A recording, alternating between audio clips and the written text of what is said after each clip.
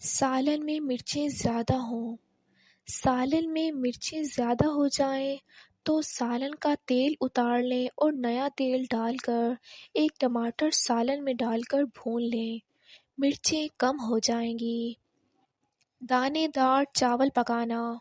چاول ابالتے ہوئے اگر چاول میں 1 چمچ سرکہ ڈال کر ابال لیں، چاول دانے دار، لمبے لمبے اور کھلے کھلے بنیں گے۔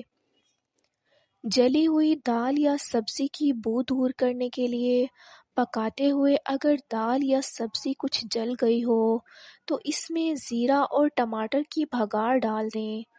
جلنے کی بو دور ہو جائے گی، بلکہ بالکل نہیں آئے گی۔ دہی جلدی جم جائے۔ دہی جلدی جمع نہ ہو تو دودھ میں دہی کی جھاگ لگا کر تھوڑا سا سوڈا اور چینی ڈال دیں۔ دہی جلد جم جائے گا۔ موٹی بالائی کے لیے دودھ پر سے موٹی بالائی حاصل کرنے کے لیے رات کو دیگچی پر ململ کا کپڑا لے کر اسے ڈھانپ دیں اور دودھ کو فریج میں رکھ دیں۔ صبح دودھ پر بالائی کی موٹی تہ موجود ہوگی۔ دانتوں کے درد کے لیے ضروری ہے کہ آپ روزانہ کسی اچھے ٹوتھ برش سے صبح و شام برش کریں، اور اگر کسی ایک دو دانت میں درد ہو تو ادرک کا ٹکڑا یا لونگ دانتوں میں دبا لیں۔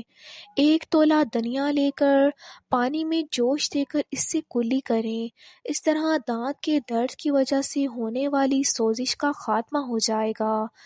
گرمی کے موسم میں دھوپ سے چہرے پر نشان پڑ جاتے ہیں، اس کے لیے ایک لیموں کے رس میں 1 چائے کا چمچہ شہد ملا کر ماسک تیار کر لیں اور 10 منٹ کے بعد چہرہ دھو لیں۔ نشان آہستہ آہستہ ختم ہوں